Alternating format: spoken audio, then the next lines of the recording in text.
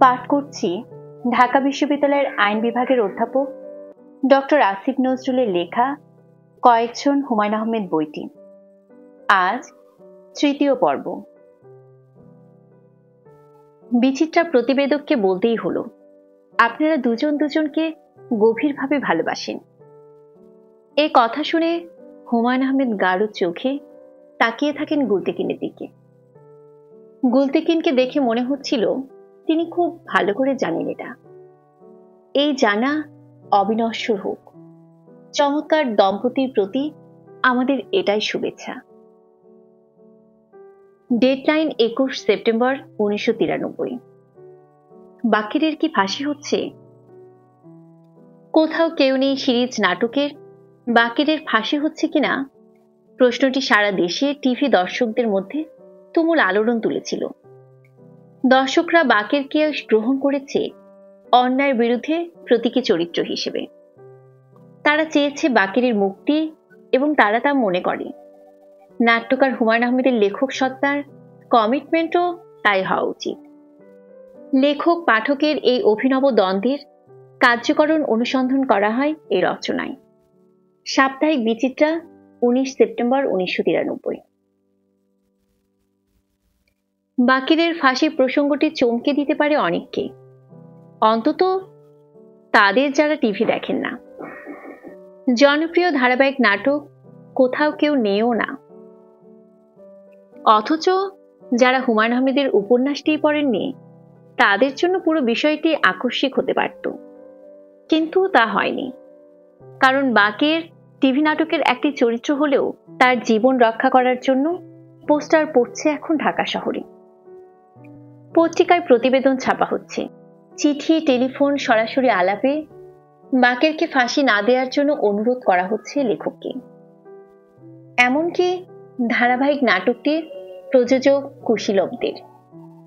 বাকেরের ফাঁসি নিয়ে উৎকণ্ঠা বা কৌতূহল এমন সার্বজনীন এখন।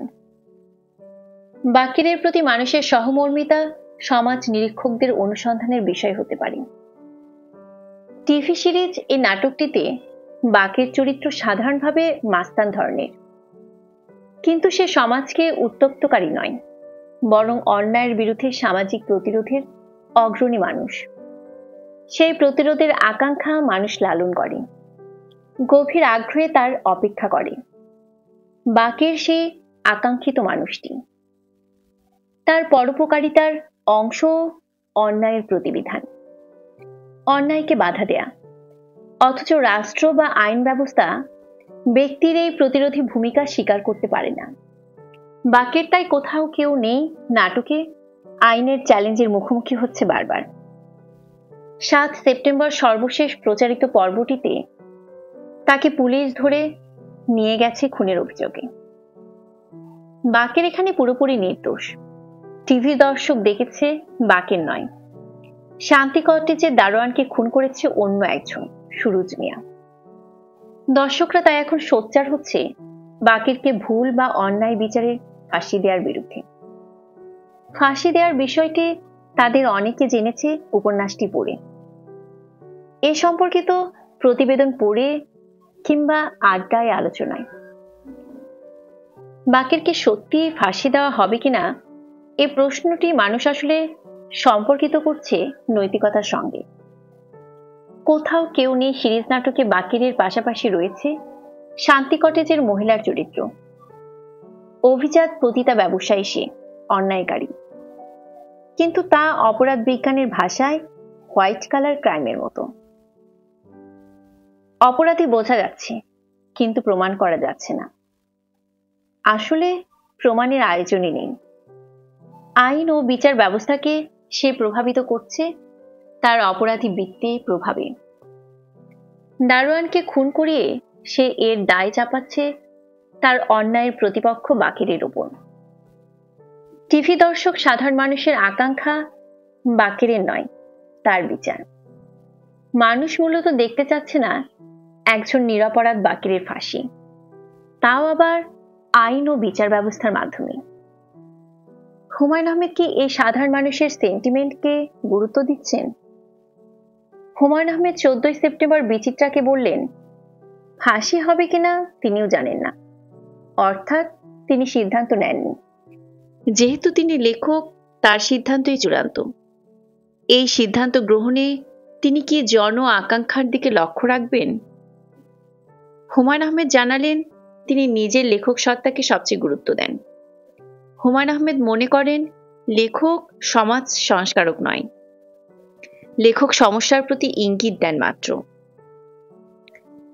বাকের ছাড়া পেয়ে গেল, মোনার সঙ্গে তার মিলনাত্মক পরিণতি হলো, এটা বরং এক ধরনের স্থূলতা হবে। বাকেরের ফাঁসি যদি হয়, তাতে বিরুদ্ধ মানুষ যদি ক্ষুব্ধ হয়, সেটাই আমার অর্জন। কেন?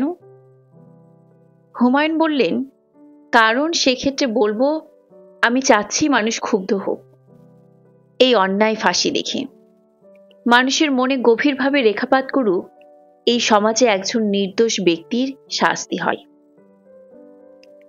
এটা কি বিচার ব্যবস্থার প্রতি অনাস্থা, অবিশ্বাস না? তা নয়, এটা বাস্তবতা।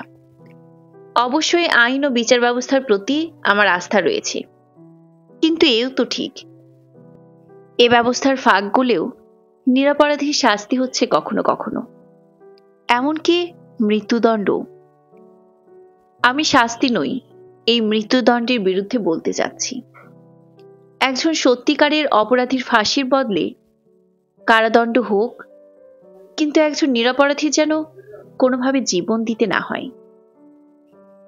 হুমায়ূন আহমেদের বক্তব্যে এটি স্পষ্ট, বাকেরকে ফাঁসি দেওয়া হলে মৃত্যুদণ্ডের বিপক্ষে জনমত সৃষ্টির উদ্দেশ্যে তার নাটক থাকবে। সেক্ষেত্রে এটি টিভি দর্শক কিভাবে নেবে, নাটকটির সাফল্য অনেকাংশে তার উপর নির্ভর করবে। কোথাও কেউ নেই মূল উপন্যাসে বাকেরের ফাঁসিতে এ বিষয়টি স্পষ্ট হয়নি। উপন্যাসে বরং এতে মুনার নির্জনতাই মুখ্য হয়ে উঠেছে। কোথাও কেউ নেই উপন্যাসের নামকরণও মুনার নিঃসঙ্গতার মধ্যে প্রাসঙ্গিক করা হয়েছে। টিভি নাটকে এসে মূল উপন্যাসের কিছু পরিবর্তন হয়েছে। দর্শক সেন্টিমেন্ট ক্রমে কেন্দ্রীভূত হয়েছে বাকেরের প্রতি। ৩ সেপ্টেম্বর প্রচারিত পর্ব শেষে দর্শক আরো বেশি নিমগ্ন হয়েছে বাকেরের পরিণতির প্রতি। সিরিজ নাটক বলে টিভি দর্শক তাই ডিকটেট করতে চাইছে নাট্যকারের সৃষ্টিকর্মের ওপর। বিচিত্রার অনুসন্ধানে মনে হয়েছে দর্শকরা এখানে তাদের প্রত্যাশার প্রতিফলন দেখতে চাচ্ছে বাকেরের ফাঁসি না হোক। কিন্তু হুমায়ূন আহমেদ লেখকের দায়বদ্ধতার দৃষ্টিকোণ থেকে বিচার করতেই বেশি স্বাচ্ছন্দ্য বোধ করছেন, অন্তত এই প্রতিবেদন লেখা পর্যন্ত। পাঠক বা দর্শকের সঙ্গে লেখকের মনোভাবের এই দ্বন্দ্বে অবশ্যই নতুনত্ব রয়েছে সামাজিক তাৎপর্য। টিভি দর্শকের কাছে বাকের শুধু নাটকের চরিত্র নয়, আর বরং সমাজের ন্যায় অন্যায়ের চিরন্তন দ্বন্দ্বের প্রতীক পুরুষ। বাকেরের ফাঁসি মানে একটি অন্যায়, সেটি বিচারের নামে আইন কাঠামোর আওতায় অন্যায়। এখন পর্যন্ত তারা মেনে নিতে পারছেন না তা, কিন্তু হুমায়ূন আহমেদের মতো শক্তিমান লেখক পারেন টিভি দর্শককে প্রভাবিত করতে।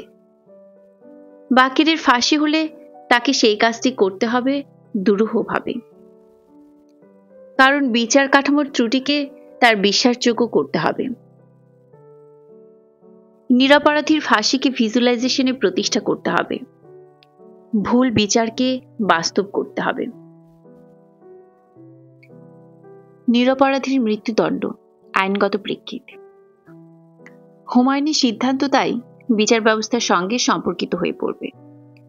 আইনের ইতিহাসে নিরপরাধীর ফাঁসির উদাহরণ নেই, থাকতে পারে না, কারণ আইনের পর্যালোচনায় মৃত্যুদণ্ড প্রাপ্ত ব্যক্তি আর নিরপরাধী থাকে না। নিরপরাধী তাই ফাঁসি এমন কখনোই হয়নি। যা হয়েছে তা বিচারের ভুল পর্যবেক্ষণ, যে পর্যবেক্ষণের কারণে নিরপরাধীও অপরাধী হয়ে যাচ্ছে। 1927 সালে আমেরিকায় এ ধরনের একটি ঘটনা সারা বিশ্বে আলোড়ন তুলেছিল। সে ঘটনায় ম্যাসাচুসেটস অঙ্গরাজ্যের একটি আদালতে খুনের দায়ে সিয়েরো গার্গি নামে এক ব্যক্তির মৃত্যুদণ্ড দেওয়া হয়েছিল। তার বিচারে 5.5 মাস পর আসল খুনিকে শনাক্ত করা হয়েছিল। আসল খুনি আদালতে তার দোষ স্বীকার করেছিল এবং তার অপরাধ প্রমাণিত হয়েছিল। কিন্তু তাতে এই লোকের কোনো লাভ হয়নি। আসল খুনির বিচারের 4 সপ্তাহ আগেই তার মৃত্যুদণ্ড কার্যকর হয়ে গিয়েছিল। ভুল বিচারে নিরপরাধী গার্গীর ফাঁসি আমেরিকা সহ অনেক দেশেরই জনগণকে দারুণভাবে ক্ষুব্ধ করেছিল। মানুষ সোচ্চার হয়ে উঠেছিল মৃত্যুদণ্ডের বিরুদ্ধে। সে সময় আমেরিকান লীগ নামে একটি সংস্থার বিতরণকৃত প্রচারপত্রের শিরোনাম ছিল innocent man can be executed. 1949 সালে ব্রিটেনে টিমোথি জন ইভান্স মামলায় অনুরূপ ঘটনা ঘটে। মৃত্যুদণ্ডের বিরুদ্ধে সে সময় থেকে এখন পর্যন্ত যারা সোচ্চার তারা একটি যুক্তির উপরই প্রাধান্য দিয়েছে। তারা বলেছে ভুল বিচারের সম্ভাবনার কথা, যে সম্ভাবনা হয়তো বিরল ক্ষেত্রে ঘটে। খুব কম লোকের হয়তো ভুল বিচারে মৃত্যুদণ্ডের আদেশ হয়। মৃত্যুদণ্ড বিরোধীরা বলছে এই ক্ষীণ সম্ভাবনার কারণে মৃত্যুদণ্ডের বিধান তুলে দেওয়া উচিত।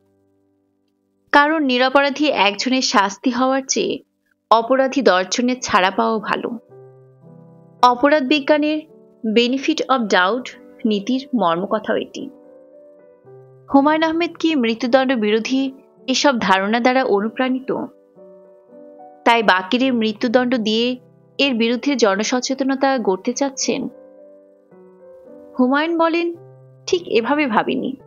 আর আমি আইনের ছাত্র নই, তবে আমি জানি আইনের প্রয়োগ মানুষ করে। সেই মানুষ সমস্ত ভুলের ঊর্ধ্বে নয়। কোনো ভুলের সামান্যতম সম্ভাবনার কারণে অন্য একজনের প্রাণ হারাবে কেন? অর্থাৎ হুমায়ুন মৃত্যুদণ্ড বিরোধীদের বক্তব্য প্রতিধ্বনি করেছেন তার নিজের ভাষায়। মৃত্যুদণ্ডের পক্ষে যারা বলেন তারা অন্তত বর্তমান বিচার ব্যবস্থার এক ধরনের ভুলের সম্ভাবনাকে অস্বীকার করেন। অ্যাপিল, রিভিউ, রিভিশন সহ বর্তমান বিচার ব্যবস্থা এত দীর্ঘ এবং পুঙ্খানুপুঙ্খ যে তাদের মতে এমন ভুল হতে পারে না। তা যদি হয়ও তা আইন প্রয়োগকারীর ব্যর্থতা, মৃত্যুদণ্ড ব্যবস্থার নয়। তাছাড়া তাদের মতে অপরাধ প্রবণতা রোধে ও সামাজিক নিরাপত্তা নিশ্চিত করতে এমন ব্যবস্থার বিকল্প নেই। সাম্প্রতিককালে এই বিতর্ক অব্যাহত রয়েছে। 1972 সালে আমেরিকান সুপ্রিম কোর্ট ফারম্যান বনাম জর্জিয়া মামলায় বলেছেন, মৃত্যুদণ্ড প্রদানের ক্ষেত্রে জজদের ক্ষমতা আপত্তিজনক রকমের বেশি।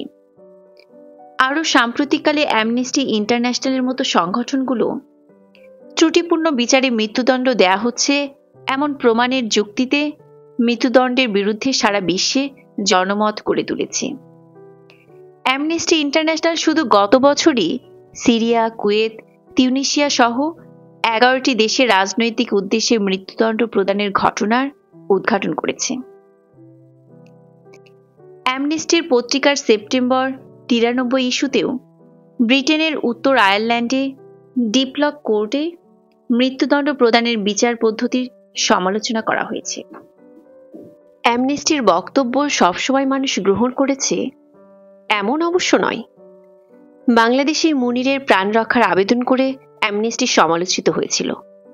অর্থাৎ কখনো মানুষ ফাঁসির পক্ষেও এটি বোঝা গিয়েছিল। মৃত্যুদণ্ড নিয়ে বিতর্ক অবশ্য সাহিত্যের বিষয় না।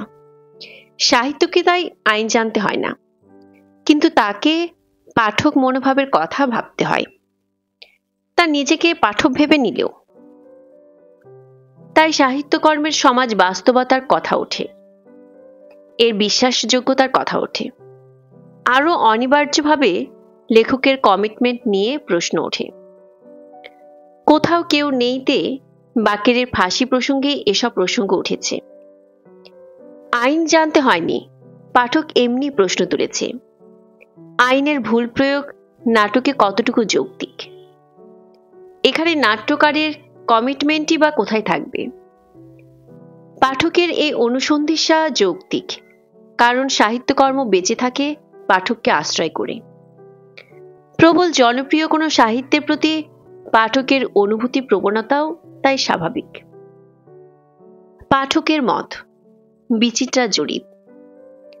পুরান ঢাকা, শান্তিনগর ও পল্লবীতে বাকেরের ফাঁসির প্রতিবাদে মিছিল হয়েছে। ঢাকার আরো অনেক এলাকায় ফাঁসির বিরুদ্ধে পোস্টারিং হয়েছে। প্রেস ক্লাবের সামনে সিংটোলা যুব সংসদের পোস্টারিংয়ে বলা হয়েছে, আমার তো কেউ নেই, অন্তত আমার জন্য বাকেরকে বাঁচিয়ে রাখুন, মুনা। লেখক হুমায়ুন আহমেদের কাছে লেখা চিঠিতে অনেক পাঠক আরো ঘন আবেগে অনুরোধ করেছেন বাকেরকে ফাঁসি না দেওয়ার জন্য। নাটকটির প্রযোজক বরকতুল্লাহ এমন তথ্য জানিয়েছেন। কিন্তু একটু লক্ষ্য করলে দেখা যাবে এসব অনুরোধ শুধু আবেগ সর্বস্বতা নয়। হুমায়ুনের কাছে লেখা চিঠিতে সমাজে উন্নতি ও শৃঙ্খলা রক্ষার জন্য, সৎ মানুষের বিজয় দেখানোর জন্য কিংবা অন্যায়কারী কোত্তালির উচিত পরিণতির জন্য বাকেরকে ফাঁসি না দেখানোর কথা বলা হয়েছে। অর্থাৎ বাকের এখানে একটি প্রতিনিধিত্বমূলক চরিত্র হয়ে পড়েছে, অন্যায়ের বিরুদ্ধে সামাজিক সচেতনতার প্রতিচ্ছবি। বিচিত্রা এর স্পষ্টতর স্বরূপ সন্ধান করেছে তার জরিপে। বিচিত্রা জরিপে 283 জনের তাৎক্ষণিক মতামত নেওয়া হয়েছে। 28 জন বাদে বাকি 255 জন বাকেরের ফাঁসি দেখানো ঠিক হবে না বলেছেন। জরিপটি চালানো হয়েছে মূলত ঢাকার টিভি দর্শকদের উপর। জরিপে তাদের পর্যবেক্ষণে নাটকের সামাজিক প্রভাব, লেখকের দায়বদ্ধতা, এমনকি আইনের প্রতি আস্থা অনাস্থার চিত্র ফুটে উঠেছে। প্রতিনিধিত্বমূলক এ ধরনের কিছু বক্তব্য এখানে উল্লেখ করা হলো। বিচিত্রা জরিপে অংশগ্রহণকারীদের অনেকেই বাকেরকে মূল্যায়ন করেছেন ইতিবাচকভাবে। ইডেন কলেজের 2য় বর্ষের বিজ্ঞানের ছাত্রী তানজিনা মাহমুদ অজান্তার মতে বাকের বরং অন্যায়ের প্রতিবাদকারী। সারা নাটকে সে কেবল চেন ঘুরিয়েছে, কালো চশমা পরেছে, হাওয়া মেয়ে উড়তা যায় গান শুনেছে, এগুলো কোনো অপরাধ নয়। জাহাঙ্গীরনগর বিশ্ববিদ্যালয়ের বাংলা বিভাগের ছাত্র আকমল হোসেন খোকনের মতে বাকেরের শিক্ষা না থাকলেও মনুষ্যত্ব, সংস্কৃতি ও রুচি আছে। সে বখাটে বা প্রচলিত সংজ্ঞার মাস্টার নয়, তাহলে সে পাড়ার 3 কন্যাকেই দাবি করতে পারত। বরিশাল মেডিকেল কলেজের 2য় বর্ষের ছাত্রী সোনিয়া পাঠান বলেছেন, বাকেরের জীবনযাপন আদর্শিক, তাকে বরং সামাজিক পুনর্বাসনের মাধ্যমে পুরস্কৃত করা উচিত। বাংলাদেশ ব্যাংকের হিসাব বিভাগের অফিসার কিউম মোহাম্মদ হাবিবুল্লাহর মতে বাকেরের মতো যুবকদের বর্তমান সমাজের প্রেক্ষাপটে প্রয়োজন। হাতের কাছে এরকম পরোপকারী মাস্তানের আবির্ভাব সুখকর না হলেও প্রয়োজন অবসম্ভাবী হয়ে ওঠে। সমাজে সমস্যাক্রান্ত মানুষের কাছে বাকেরের আবির্ভাব আশীর্বাদ তুল্য। যাত্রাবাড়ির একজন গৃহবধূ শাহনাজ বেগমের মতে বাকের ভালো এবং নির্দোষ মানুষ, সমাজে তার প্রয়োজন রয়েছে। জরিপে অংশগ্রহণকারীরা ব্যাপকভাবে তাই বাকেরের ফাঁসির বিশ্বাসযোগ্যতা ও গ্রহণযোগ্যতা নিয়ে প্রশ্ন তুলেছে। ঢাকা বিশ্ববিদ্যালয়ের সাংবাদিকতা বিভাগের ছাত্রী শাহনাজ শারমিন বলেন, টেলিভিশনের সব দর্শক দেখেছেন বাকের নয়, দারোয়ানকে খুন করেছে সুরুজ। এখন যদি বাকেরের ফাঁসি হয় তাহলে আইনের প্রতি মানুষের শ্রদ্ধা নষ্ট হয়ে যাবে। টেলিভিশন একটি শক্তিশালী গণমাধ্যম, এতে মানুষকে রাষ্ট্র ও বিচার ব্যবস্থার প্রতি আস্থাহীন করা গণমাধ্যম নীতিমালার পরিপন্থী। ধানমন্ডির একজন গৃহবধূ মিসেস শামসুন নাহার বলেন, নাটকে দেখা গেছে দারোয়ান মৃত্যুর সময় বাকেরের নাম বলছিল, কিন্তু বলছিল বাকের ভাই। নিজের খুনিকে কেউ ভাই বলে ডাকে না, আর দারোয়ান খুন হওয়ার কিছুক্ষণ আগে বাকেরকে খুঁজছিল। এসব বিচারের সময় বাকেরের পক্ষে যাওয়া উচিত। জিগাতলের গৃহবধূ সামিয়া হোসেন বলেন, একেবারে নিশ্চিত না হয়ে ফাঁসি দেয়া হয় না। যেখানে বাকের খুনই করেনি সেখানে সম্পূর্ণ নিশ্চিত কিভাবে হওয়া যায়? চাকরিজীবী বাহাউদ্দিন আহমেদ বলেন, আসামির বিরুদ্ধে মামলা হয়েছে রেবেকা নামের পতিতা রক্ষকের অভিযোগে। তার অতীত বর্তমান সন্দেহজনক। কাজেই সামাজিক প্রেক্ষাপটে ওই মহিলার সাক্ষী কতটুকু বিশ্বাসযোগ্য তা খতিয়ে দেখা প্রয়োজন। চাদর পরা আসল খুনিকে দোকানদার দেখেছে, কাজে এটাও ধরা উচিত। চাকরিজীবী হারুনুর রশিদ ভুইয়া বলেন, পত্রিকা পড়ে জেনেছি বদি রাজসাক্ষী হবে। এখন একজন সাক্ষী দিলেই নির্দোষ ব্যক্তির ফাঁসি হয়ে যাবে?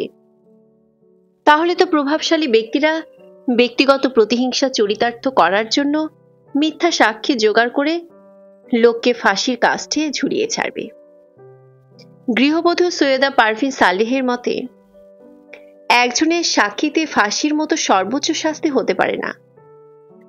ব্যবসায়ী রফিক রহমান বলেন, ফাঁসির নিয়ম হচ্ছে চাক্ষুষ প্রমাণ থাকতে হবে, না হলে নিজে স্বীকার করতে হবে। তারপরও দারোয়ানের হত্যাকাণ্ড এমন কোনো রাজনৈতিক ব্যাপার নয় যে ফাঁসি হতেই হবে। আর ফাঁসির ব্যাপারে বয়স খুব গণ্য করা হয়, সেক্ষেত্রেও বাকিরের ফাঁসি হতে পারে না। অর্থশালীরা পুলিশকে প্রভাবিত করতে পারে, বিচার ব্যবস্থাকে নয়। ফটো সাংবাদিক মনোয়ার আহমেদের মতে, বাকিরের ফাঁসি দেখানো হলে ভাবব বোঝানোর চেষ্টা করা হয়েছে প্রভাবশালীদের বিপক্ষে কিছু করলে এই পরিণতি হয়। আসলে বাস্তবতা ভিন্ন, আর তার প্রমাণ এরশাদের পতন। কলেজ শিক্ষার্থী বিথি, নাসরিন, শিলা, মাহবুবা এদের মতে, ফাঁসি না দিয়ে বরং মানুষের উপকার করার জন্য যে নেশা বাকিরে রয়েছে তাকে উৎসাহিত করা উচিত।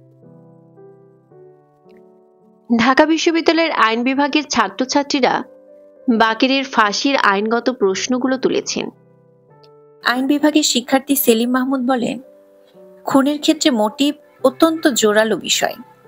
সত্যি যদি বাকিরের ফাঁসি দেখানো হয়, তাহলে দারোয়ানের মতো গুরুত্বহীন ব্যক্তিকে হত্যার মোটিভ কোর্টে প্রমাণিত হয়েছে তা দেখাতে হবে। কিন্তু আদালত এত ঠুনকো কিছু নয়।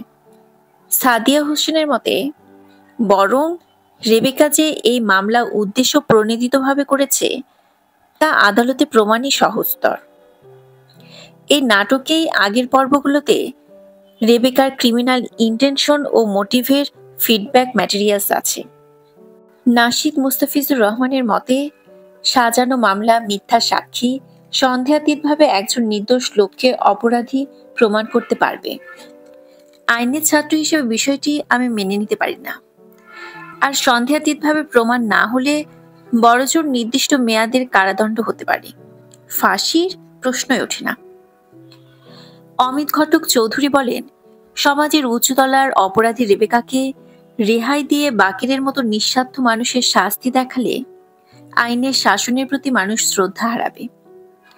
এ সমাজ অন্যায়ের প্রতিবাদ করতে নিরুৎসাহিত হবে, ভাববে বাকিরের মতো পরিণতি আমারও হতে পারে। জাবেদ মাহমুদ বলেন, উপন্যাসে ফাঁসি হয়েছে বলেই নাটকে বাকিরের ফাঁসি হতে হবে, এটা গ্রহণীয় নয়। নাট্যকারের মনে রাখা উচিত, টিভি একটি গণমাধ্যম, ব্যাপক জনগোষ্ঠী এর দর্শক। সামাজিক দায়বদ্ধতা থেকে নাট্যকারের উচিত সত্য উদ্ঘাটন করা। তা তিনি করতে পারেন হত্যাকাণ্ডের প্রত্যক্ষদর্শী শান্তি কটেজের সোমা নামের অসহায় মেয়েটিকে দিয়েই। আমরা হিপোক্রেট বলি। ঢাকা কলেজের শাকিল, পার্থ ও রিয়াদ বলেছেন, বাকিরের ফাঁসি হোক না হোক তাতে তাদের কিছু যায় আসে না। ফাঁসির প্রশ্নটি গুরুত্বহীন মনে হয়েছে জরিপে অংশগ্রহণকারী 17 জনের কাছে। এরা বিষয়টি নাট্যকারের স্বাধীনতার উপর ছেড়ে দেয়াই পক্ষপাতী। দুজন বলেছেন, যেহেতু উপন্যাসের নাট্যরূপ, তাই উপন্যাসটির মতো পরিণতি হতেই পারে। বাকিরের ফাঁসির বিরুদ্ধে বলেননি এমন 28 জনের মধ্যে বাকি 9 জন বরং স্পষ্টভাবে ফাঁসি দিতে বলেছেন। এরা মনে করেন এ সমাজে নিরপরাধ ব্যক্তির সাজা হতে পারে, এ বাস্তবতা ফুটিয়ে তোলা নাট্যকারের সামাজিক দায়িত্ব। শান্তিনগরের গৃহবধূ মিসেস নীলুফার চৌধুরীর মতে, ফাঁসি দেখানো যেতে পারে যদি বিশ্বাসযোগ্যভাবে তা প্রমাণ করা যায়। ঢাকা সিটি কলেজের ছাত্র সারোয়ার জাহানের মতে, বাকেরের ফাঁসির যারা বিরোধিতা করছেন তারা আবেগপ্রবণ। কিন্তু নাটক আবেগ নয়, সমাজ বাস্তবতার প্রতিচ্ছবি। নাটক হচ্ছে জীবন যেমন, জীবন কেমন হতে পারত নয়। ঢাকা বিশ্ববিদ্যালয়ের আইন বিভাগের ছাত্র কাজী সাইদ সজলের মতে, অপরাধের তদন্তের ভার পুলিশ প্রশাসনের ওপর। বিচার ব্যবস্থাকে প্রভাবিত করার সুযোগও সমাজের প্রভাবশালী লোকের রয়েছে। এরা মিলিতভাবে বাকেরের মতো একজন ইমপ্র্যাকটিক্যাল ছেলেকে ফাঁসিতে ঝোলাতে পারে। নাটক যদি সমাজের দর্পণ হয়, লেখক তা করতে পারেন। কৃষি বিশ্ববিদ্যালয়ের ছাত্র মঞ্জুর কাদের টিপুর মতে, বাকেরের ফাঁসির বিরুদ্ধে চিৎকার এক ধরনের হিপোক্রেসি। বিনা বিচারে এই সমাজে অহরহ লোক শাস্তি পাচ্ছে, অথচ আমরা ভান করি এমন কিছু হচ্ছে না। বাকেরের ফাঁসির বিপক্ষে যারা, তারা চাচ্ছেন হুমায়ুন আহমেদও এই ভানটুকু করুক। সাংবাদিক ইরাজ আহমেদ বলেন, কষ্টদায়ক সত্যকে বরণ করতে চাচ্ছি না আমরা, তাই বাকেরের ফাঁসির রিয়েলিটি নিয়ে হইচই হচ্ছে। ফাঁসি এখানে শান্তির প্রতীক অর্থে এসেছে ধরে নিলেই হয়। বাস্তবে যখন নিরপরাধীর শাস্তি হয়, তখন তার বিরুদ্ধে সোচ্চার হয় না কেন মানুষ? লালবাগ এলাকার শিল্পপতি সিরাজুল ইসলাম হানিফের মতে, আমরা আসলে চিলেকোঠার সিপাই। টিভি নাটকের বাকেরের ফাঁসির বিরুদ্ধে তাই সোচ্চার হই আমরা। বাস্তবে এমন কত বাকের শাস্তি পাচ্ছে, জেল খাটছে, হয়তো কারো ফাঁসিও হয়েছে, এ নিয়ে কারো মাথা ব্যথা নেই। আমি তাই মনে প্রাণে চাচ্ছি বাকেরকে ফাঁসি দেয়া হোক। অন্তত একটি রাত সবাই ভাবুক, এমন হতে পারে, হয়ও। অসম্ভবকে সম্ভব করতে হবে। বাকেরের ফাঁসির পক্ষে যারা বলেছেন, তারাও একে বিশ্বাসযোগ্যভাবে উপস্থাপনের কথা বলেছেন। কোথাও কেউ নেই নাটকে তা সহজসাধ্য হবে না। এখন পর্যন্ত নাটকটিতে যা প্রচারিত হয়েছে, যৌক্তিক বিচারে সবই বাকেরের পক্ষে। নাটকে বিচার কার্য দেখিয়ে বাকেরকে দোষী সাব্যস্তকরণ করতে হলে আইনের বিস্তৃত ব্যাখ্যায় যেতে হবে। সেটি বদিকে রাজসাক্ষী করা হলেও, কারণ অপরাধ আইনে শুধু রাজসাক্ষীর সাক্ষ্যে কারো শাস্তি হয় না, সমর্থনমূলক সাক্ষ্য প্রমাণ থাকতে হয়। রাজসাক্ষীকে ডিফেন্স লয়ারের প্রশ্ন বাণের সম্মুখীন হতে হয়। বিচিত্রার একজন খুদে পাঠিকা শাসা জানতে চেয়েছিল কেন ফাঁসি হবে। তার বক্তব্য হচ্ছে, বদিকে জিজ্ঞেস করলেই হবে খুনের সময় বাকেরের হাতে চেন ছিল কিনা। বাকের তার নিত্যসঙ্গী চেনটি মুনার অনুরোধে ফেলে দিয়েছিল। বদি তা জানে না, শুধু এভাবেই বদি যে মিথ্যা সাক্ষী দিচ্ছে প্রমাণ হয়ে যাবে। এ ধরনের সম্ভাবনা বিচার টিভি দর্শকরা বাকেরের পরিণতি দেখার আগে পরে করবেন। নাটকে বাকেরের আইনজীবীকে তা আরো পরিণতভাবে করতে দেখাতে হবে। বাকেরের পক্ষে মুনা ছাড়াও অনেক সাক্ষী থাকবে। শান্তি কটেজের সোমা বাকেরের পক্ষে সবচেয়ে বড় সাক্ষী হওয়ার সম্ভাবনা থাকবে। টিভি দর্শক এসবের মানসিক প্রস্তুতি নিয়ে নাটকটি দেখবে বদির বিচ্যুতির ব্যাপারে বিস্ময় নিয়েও। বাকেরের প্রতি সন্দেহাতীত আনুগত্য ও ভালোবাসা প্রদর্শন করেছে বদি।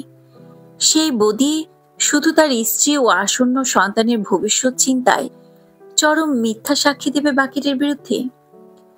সেও নিজের শাস্তি হবে এমন সম্ভাবনা না থাকা সত্ত্বেও বাকের খুনি নয় জেনেও।